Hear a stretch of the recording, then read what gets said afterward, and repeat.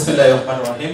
বিপ্লব ও সংহতি দিবস উপলক্ষে আজকের আলোচনা সভায় উপস্থিত জাতীয় নেতৃবৃন্দ, উপস্থিত সাংবাদিক বন্ধুগণ, উপস্থিত সংগ্রামী ছাত্র জনতা, আসসালামু আলাইকুম ওয়া রাহমাতুল্লাহ। আজকে আমার আলোচনা শুরুতে শ্রদ্ধার সাথে স্মরণ করছি বাংলাদেশের অবিসংবাদিত নেতা শহীদ প্রেসিডেন্ট জিয়াউর রহমান থেকে শুরু করে আজাদী আন্দোলনের সকল শহীদদের, বিশেষ করে জুলাই বিপ্লবের শহীদ আবু সাইদ, শহীদ ওয়াসিম, শহীদ শান্ত, শহীদ আলী রায়হান থেকে শুরু করে সকল শহীদদের, যাদের আত্মত্যাগের মাধ্যমে আজকে আমরা ফ্যাসিবাদ মুক্ত বাংলাদেশ পেয়েছি। আজকের দিনটি খুবই গুরুত্বপূর্ণ। এতক্ষণ ধরে আমাদের বিদগ্ধ আলোচক বৃন্দ চমৎকার আলোচনা করেছেন। বিপ্লব ও সংহতি আমাদের শেখায় আমাদের শত্রু কারা এবং আমাদের মিত্র কারা। আমাদের ফুয়াদ ভাই চমৎকার ভাবে আমাদের আলোচনা করেছেন। আমরা যদি দেখি যে জুলাই বিপ্লব হয়েছে, সেই জুলাই বিপ্লবের সাথে বিপ্লব এবং সংহতি যে দিবস, সেই স্পিরিট আমরা কানেক্ট করতে পারি। আমরা দেখতে পেয়েছি বিপ্লব ও সংহতি দিবসে, বিপ্লবের সংহতির দিন, সেদিন সিপাহী জনতা একসাথে নেমে তারা স্লোগান দিয়েছিল, নারে তাকবীর, আল্লাহু আকবার, দিল্লি না ঢাকা, ঢাকা ঢাকা, গোলামি না আজাদি, আজাদি আজাদি। ঠিক একইভাবে জুলাই বিপ্লবে আমরা দেখতে পেয়েছি খুনি হাসিনার বিরুদ্ধে দেশের মুক্তিকামী ছাত্র জনতা সারা দেশে তারা একসাথে স্লোগান দিয়েছিল, নারে তাকবীর, আল্লাহু আকবার। তারা স্লোগান দিয়েছিল, দিল্লি না ঢাকা, গোলামি না আজাদি, আজাদি আজাদি। তারা ভারতীয় আধিপত্যবাদের বিরুদ্ধে, আগ্রাসনের বিরুদ্ধে তারা কথা বলেছিল। কিন্তু দুর্ভাগ্যের বিষয়, এখান থেকে আমরা শিক্ষা নিই না যে বিপ্লবের মাধ্যমে আজকে আমরা নতুন বাংলাদেশ পেয়েছি, আজকে আমরা আজাদি পেয়েছি, শহীদরা যে জন্য জীবন দিয়েছে, সে আকাঙ্ক্ষার কথাগুলো আমরা ভুলে যাই। আমরা আমাদের শত্রু এবং মিত্রকে চিনতে ভুলে যাই। ডিজাইন, এলিগেন্স, বিউটি, সেরা পণ্য সবার জন্য জেভিকো।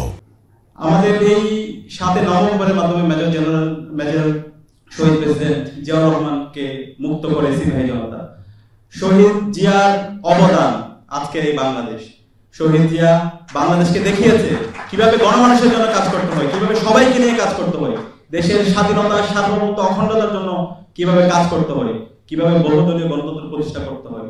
কিন্তু দুর্ভাগ্যের বিষয়, আজকে শহীদ জিয়াকে যারা দানব আকারে হাজির করেছে, শহীদ জিয়ার বিরুদ্ধে বিভিন্নভাবে যারা ব্যঙ্গাত্মক করেছে, তাকে মিলিটারি রুলার হিসেবে সাজিয়েছে, তারাই আজকে বিএনপির বড় বড় বন্ধু সাজার চেষ্টা করছে। আজকে সেই কালচারাল ফ্যাসিস্টরা যারা বাংলাদেশে ফ্যাসিবাদ কায়েমে সহযোগিতা করেছে, যারা বাংলাদেশে গুম, খুন, আইনাগর, শাহবাগ কায়েম করার মাধ্যমে বাংলাদেশের সকল সম্ভাবনাকে নষ্ট করেছে, সেই কালচারাল ফ্যাসিস্টরাই আজকে বিএনপির বড় বড় বুদ্ধিজীবী শাখার চেষ্টা করছে।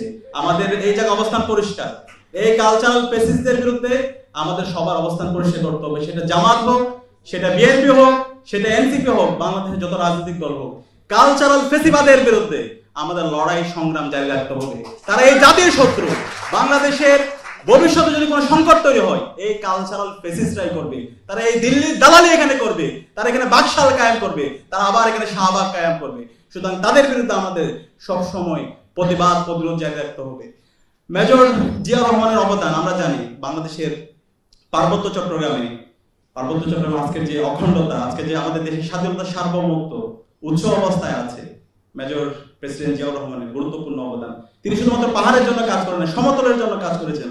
এই পাহাড়ের নিরাপত্তার জন্য কাজ করার পরও এই কালচারাল ফ্যাসিস্টরা, এই দিল্লির বয়ান যারা বাংলাদেশে কায়েম করে, তারা ক্রমাগত ষড়যন্ত্র এবং চক্রান্ত করছে এই পাহাড় নিয়ে। সুতরাং আমাদের এই জায়গায় সবার ঐক্যমত হইতে হবে। আমরা যদি এই কালচারাল ফেস্টিভ্যালের বিরুদ্ধে এবং যারা এই বাংলাদেশে দিল্লির এজেন্ডা বাস্তবায়ন করতে চায়, তাদের বিরুদ্ধে যদি আমরা ঐক্যবদ্ধ হতে পারি, তাহলে বাংলাদেশে আর কখনো ফেস্টিভ্যাল আসবে না। বাংলাদেশে জুলাইয়ের শহীদরা এবং আমাদের বিগত সময়ে আজাদী আন্দোলনের শহীদরা যে জন্য জীবন দিয়েছে, একটি বৈষম্য ইনসাফ ভিত্তিক বাংলাদেশ বিনির্মাণ করা, সেই বাংলাদেশ বিনির্মাণ করা অবশ্যই সম্ভব হবে। আমরা একটা নয়া বাংলাদেশের স্বপ্ন দেখি, নয়া আজাদির স্বপ্ন দেখি, এবং সেজন্যই আমরা সবাই জুলাই একসাথে রাস্তায় নেমেছিলাম। আমরা যখন রাস্তায় নেমেছিলাম, আমরা দেখিনি আমার পাশে সে কি ছাত্রদল, নাকি শিবির, নাকি সে ডানপন্থী, নাকি বামপন্থী। আমরা সবাই এক বিন্দুতে মিলিত হয়েছিলাম ফেস্টিভ্যালের বিরুদ্ধে। এখন বিপ্লব পরবর্তী আমাদের এই বাংলাদেশ বিনির্মাণ করার জন্য যেভাবে ঐক্যবদ্ধ হওয়া দরকার, আমাদের কাছে মনে হচ্ছে সেই ঐক্য দিনে দিনে ভেঙে যাচ্ছে। আমরা আমাদের ব্যক্তিগত স্বার্থ, দলীয় স্বার্থ, বর্গীয় স্বার্থকে অনেক বেশি প্রাধান্য দিচ্ছি। 54 বছর পরে আমাদের যে ঐতিহাসিক সুযোগে আসছে, এই সুযোগকে যেন আমরা হেলায় তোলায় আমাদের ব্যক্তিগত স্বার্থ, দলীয় স্বার্থ এর কারণে আমরা যেন নষ্ট না করি। আমরা যদি এই সুযোগকে নষ্ট করি, আমরা যদি ফেসিবাদের উপাদানগুলোকে আবার রেখে দিই, আমাদের এই রাষ্ট্র প্রকল্পকে, রাষ্ট্র কাঠামোকে সংস্কার না করি, তাহলে এই জাতি আমাদেরকে আর কখনো ক্ষমা করবে না, আমাদের শহীদরা আমাদেরকে ক্ষমা করবে না।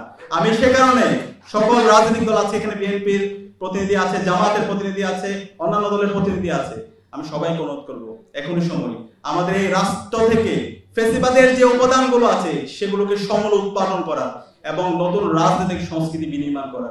সেই নতুন রাজনৈতিক সংস্কৃতি যদি আমরা বিনির্মাণ করতে পারি, আমরা যদি ন্যাশনাল কনসেনসাসে আসতে পারি, তাহলে আগামীর বাংলাদেশ অনেক সম্ভাবনা।